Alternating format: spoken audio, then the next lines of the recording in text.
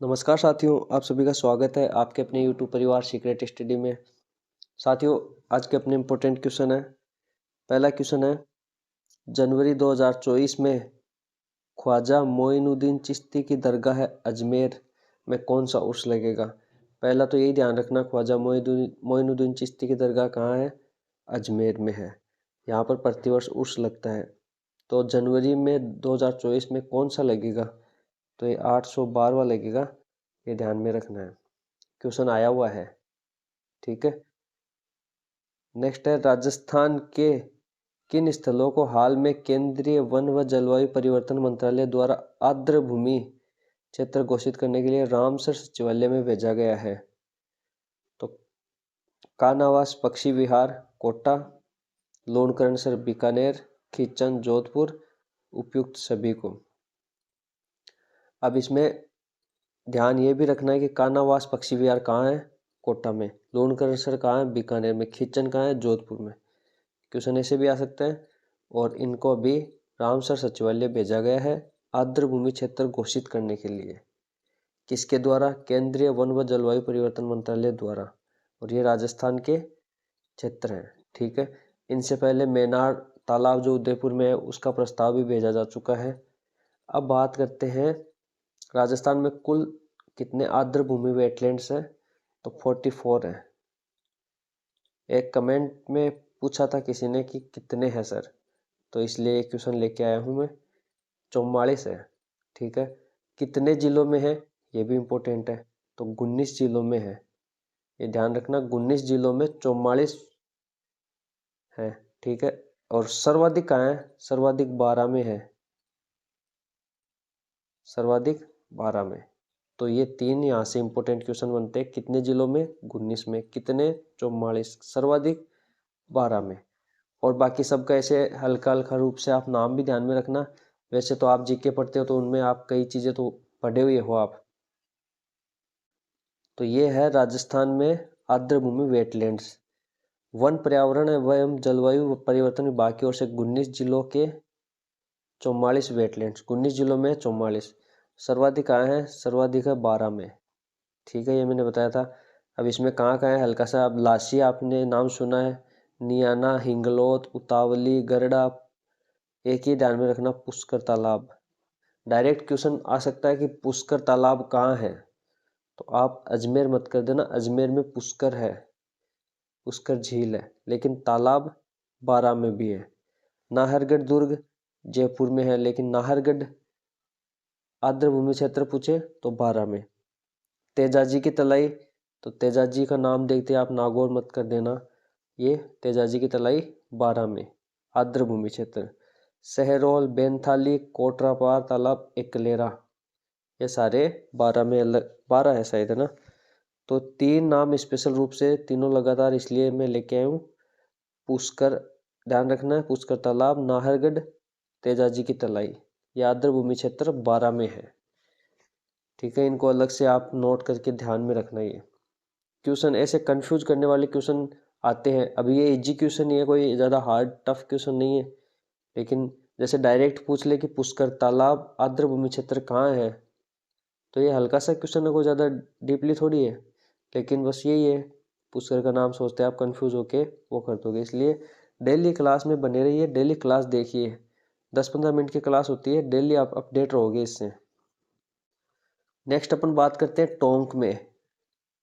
तो टोंक में है बिसलपुर, नाम सुना है आपने, बुद्ध सागर, मोती सागर, टोरडी सागर, चंदलाई, गलवानिया। चित्तौड़गढ़ में गंभीरी डैम, किशन कारेरी, बड़वई, मंगलवाड़ तालाब। कोटा में किशोर सागर, हनोतिया, ये हनोतिया नाम पे से भी ध्यान में रखना, ठीक है। पाली में है, पाली में है लाखोटिया तालाब, लोरडिया तालाब। जोधपुर में आपने नाम सुना है कायलाना, सुरपुरा। अब इसमें एक चीज ये ध्यान में रखना, ठीक है। ये जोधपुर में सुरपुरा, सुरपुरा है जोधपुर में, जबकि एक नाम आता है सुरसुरा जगह, सुरसुरा। तो ये सुरसुरा कहाँ है? ये किशनगढ़,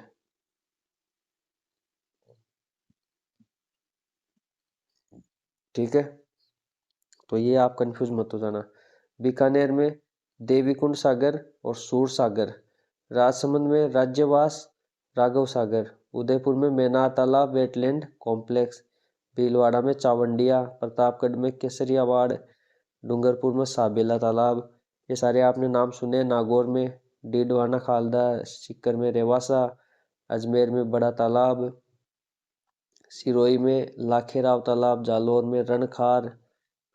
झालावाड़ में बड़बेला तालाब। बूंदी में नवल सागर लेक।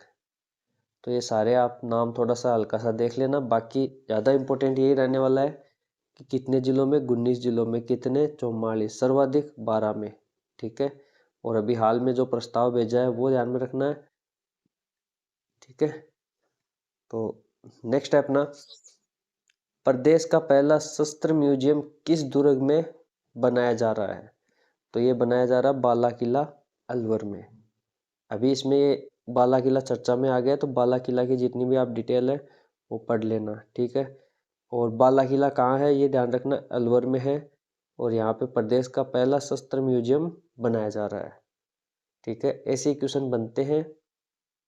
तो अब बाला किला आप पढ़ लेना, वो कला संस्कृति का टॉपिक है वैसे, तो पूरी उसकी डिटेल अपन करेंगे तो एक करंट जीके से अपन ज़्यादा लंबी क्लास हो जाएगी, इसलिए आप बाला किले को पढ़ लेना।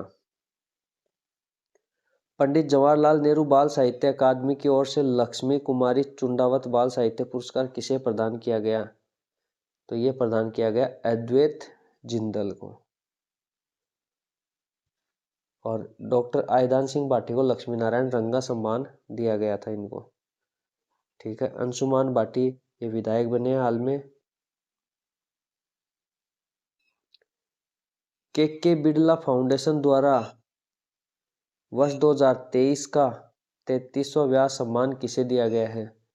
तो साथियों ये दिया गया है दिया जाएगा पुष्पा भारती।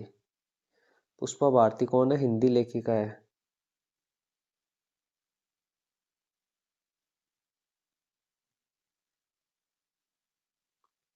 ज्ञान चतुर्वेदी को 2022 में 32वां मिला था पागल खाना के लिए।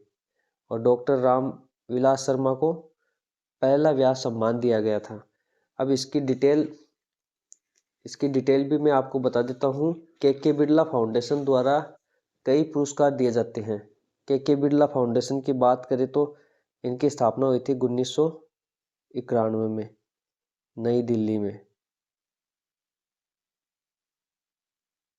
ठीक है। इनके द्वारा सरस्वती सम्मान दिया जाता है जिसकी पुरस्कार राशि है 15 लाख। व्यास सम्मान दिया जाता है जिसकी पुरस्कार राशि है 4 लाख। बिहारी पुरस्कार दिया जाता है जिसकी राशि 2.5 लाख। घनश्याम दास बिड़ला पुरस्कार, वाचस्पति पुरस्कार, शंकर पुरस्कार, ऐसे पुरस्कार दिए जाते हैं। सरस्वती सम्मान सबसे बड़ा है, 15 लाख इसमें पुरस्कार राशि है। ये साहित्य के क्षेत्र में दिया जाता है जो 8वीं अनुसूची में वर्णित 22 भाषाओं में। व्यास सम्मान ये हिंदी साहित्य में दिया जाता है पिछले 10 वर्षों की रचना के आधार पर। बिहारी पुरस्कार राजस्थानी या हिंदी भाषा राजस्थानी लेखक को दिया जाता है। शंकर ऐसे है। तो इसमें 2022 का आप थोड़ा सा ध्यान में रखना। अभी 2023 के लिए 33वां व्यास सम्मान इसकी घोषणा की जा चुकी है, पुष्पा भारती को दिया जाएगा। और डॉक्टर ज्ञान चतुर्वेदी को पागल खाना उपन्यास के लिए 2022 का 32वां दिया गया है।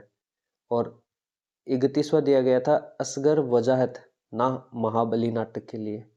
ऐसे ही बात अपन करें सरस्वती सम्मान की तो 32वां सरस्वती सम्मान शिव शंकरी को दिया गया था सूर्यवंशम के लिए, जबकि 31वां दिया गया था रामदरस मिश्र को।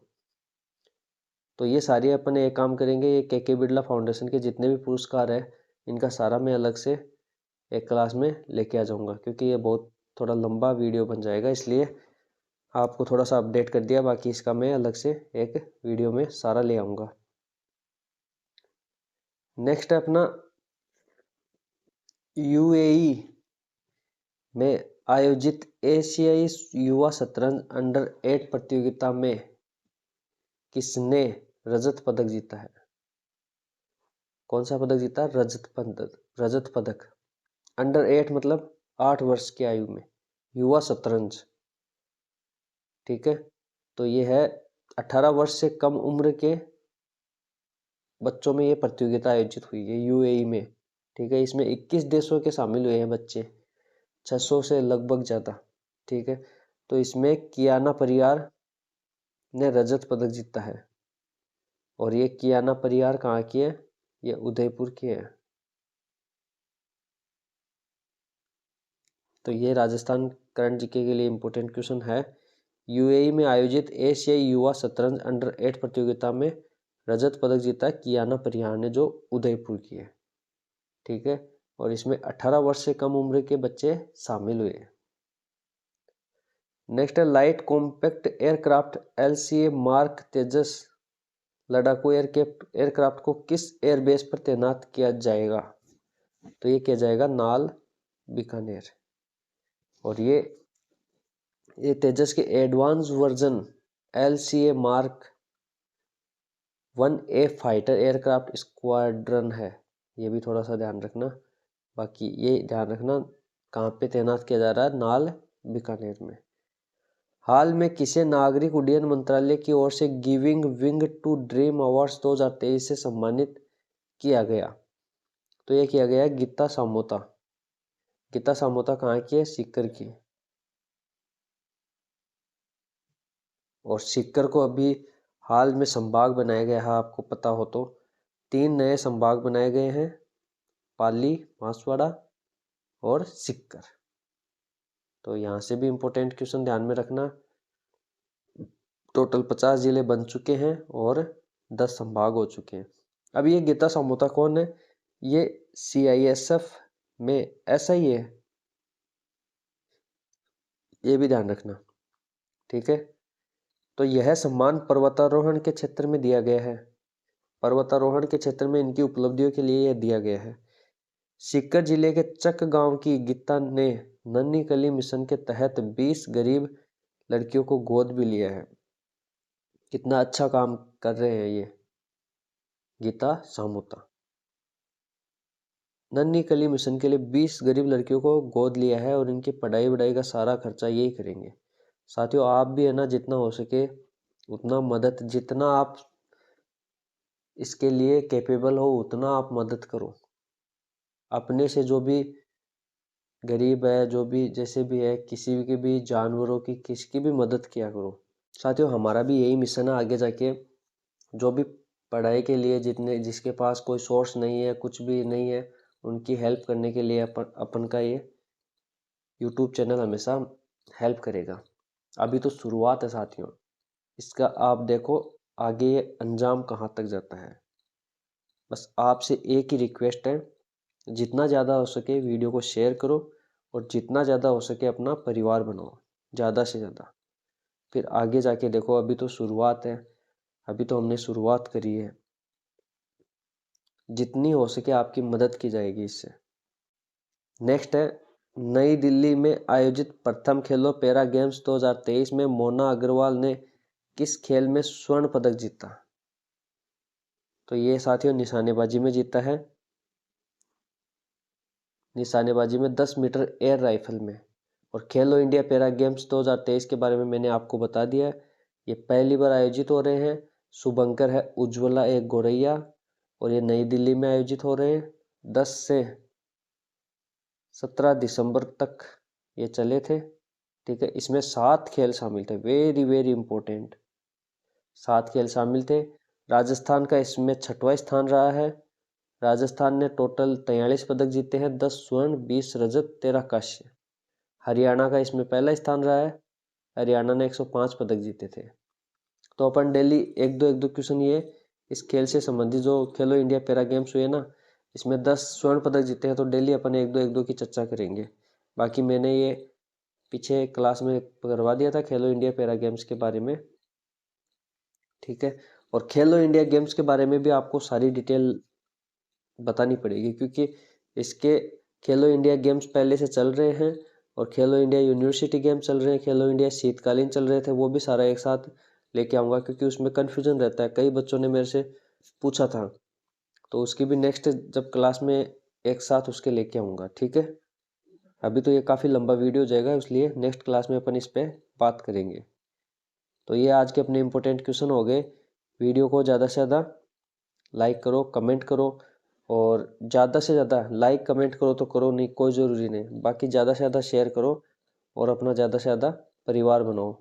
ठीक है, पहली बार चैनल पे है तो सब्सक्राइब करके बेल आइकन पे प्रेस कर लेना, जो पास में ये घंटी है ना इस पे, क्योंकि जब भी वीडियो आता है ना नोटिफिकेशन आ जाएगा आपके पास में, उससे आपको पता चल जाएगा कि हाँ ये वीडियो आया है, ये अपन को देखना है। दिन में जब भी आप 24 घंटे में जब भी 10-15 मिनट का टाइम हो ना तब ये क्लास देखो फ्री होके। ऐसे नहीं है कि हाँ स्किप करके देखो, जल्दी जल्दी देखो ना, स्किप मत करना। 10-15 मिनट की क्लास है मात्र, इसमें आपको काफ़ी ज़्यादा बेनिफिट होएगा।